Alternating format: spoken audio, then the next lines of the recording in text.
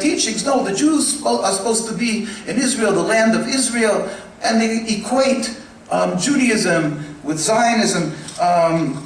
I mentioned before that I had a few just comments about what I thank for the kind words of Mr. Carlson, Chuck Carlson, but he mentioned that the issue that it says that you shouldn't persecute the Jews. Of course, he didn't mean to say, I just want to explain that. Of course, you shouldn't persecute anybody, not just the Jews. Nobody's opposing the issue that you shouldn't persecute the Jews. Everybody agrees to that. He mentioned that the Jews were late or whatever, but the point is nobody, Scott didn't mean to say that you shouldn't persecute, that it's proper to persecute the Jews, God forbid. He meant, in other words, the concept is not that you shouldn't persecute them. The concept is to understand the equation of Judaism with the state of Israel, that you can't, it's a holy cow, you can't touch the state of Israel, you can't do anything against the state of Israel. That's a misnomer, that's false.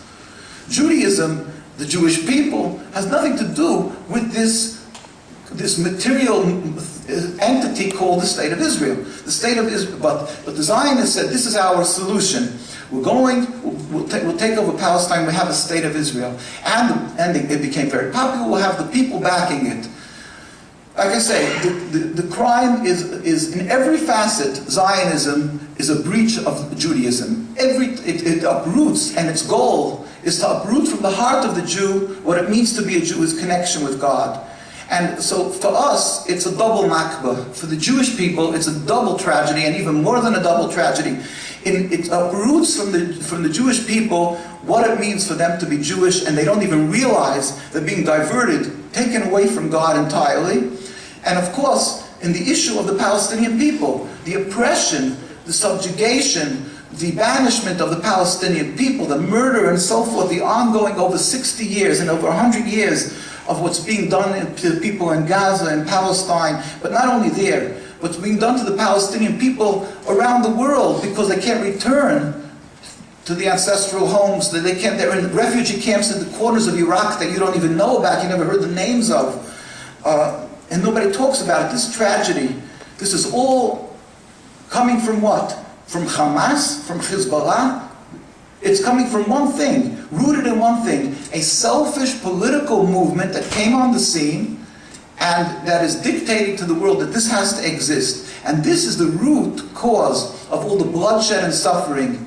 And all the other issues that are being thrown at you, that people are complaining that this is the problem and people are inhumane and all that, that's just a smokescreen, that you shouldn't go into the issue. You shouldn't dig into the issue and find what the real problem is. Because if you can be busy with this confusion, they feel that day after day they'll be able to straighten themselves. Now, I'm going to clearly state, we're not coming and condoning any type of violence or saying that's the proper answer to all these issues, or that that's the proper way to oppose them. That's not the point. The point is, if you want a solution, you have to know what the problem is. When you go to a doctor and you complain about a sickness, God forbid, a person has an ailment, and the doctor doesn't know what it's all about, so he prescribes cortisone, or he sees the person starting to bleed a little, or he gives him a Band-Aid, and he's having internal bleeding. The doctor is basically could be sued for malpractice, and he's helping that person die because the person is fooling himself. The person goes into a stupor. He doesn't even know that it's getting worse and worse and worse, his sickness, the ailment.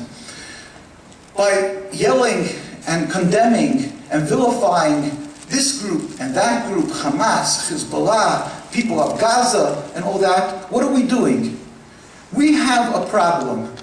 We have a problem, we have to understand what the problem is, and immediately we have to find a solution. We have to understand the Jewish people were living in Muslim countries, in Arab countries, for how many years? For hundreds and hundreds of years. Were they non-religious Jews, that they didn't look like they were Jewish? No. They were thriving, blossoming, religious Jewish communities that gave out leaders, rabbis, scholars, very religious communities. Were the Muslim communities in the Muslim countries where they were residing in, were they non-practicing Muslims? No, they were very religious Muslim countries. They were in all the Muslim countries almost entirely, or maybe all. And yet they were very religious Muslim countries and very religious Jews, yet they coexisted. Do they have a difference in religion? Yes, a distinct difference. Has that difference changed from then, from 200 years ago till today? No, it's the same difference. The same difference between the Quran, the Muslim religion, and the Jewish religion, the Torah. The same difference that was then is now. Or we practice it differently? No. The same exact way we practice it then, we practice it now. Yet they were able to live in harmony for hundreds of years. What has changed that today we cannot live in harmony? So you're going to start saying, well, what does the Zionists say? It's an ingrained hate from the Muslims to the Jews, and they'll point to a statement in the Sharia and the Hadith, in the Quran, this statement and that statement, and look what happened here, and look what happened there. Don't you remember what happened in 1830 here in this country and something? Excuse me, if you're going to start picking dates of what happened in this country in 1830 or in 1850 in another country, then don't get us started what happened in pogroms in Russia, in the Spanish Inquisition, in the Crusades. I mean, if you're going to start talking about what a people, how they act to the Jews or to other people, then you know, so it's not, it wasn't because of the religion that it's like a basic ingrained hate and that they cannot live together, these people. There were bumps in the roads. There were bumps in the roads in the Christian countries and much more.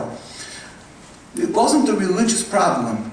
On the contrary, the Jewish people have found a safe haven, and the Muslim people are exemplary and known for the hospitality, and they were giving a Jewish home for the Jews for many, many, many hundreds of years, and there was not a United Nations, there was not a human rights groups to protect them, and they weren't slaughtered. I myself went to Yemen 20 years ago, I believe, and we went to the back hills of the country, to Khaydan, Reda,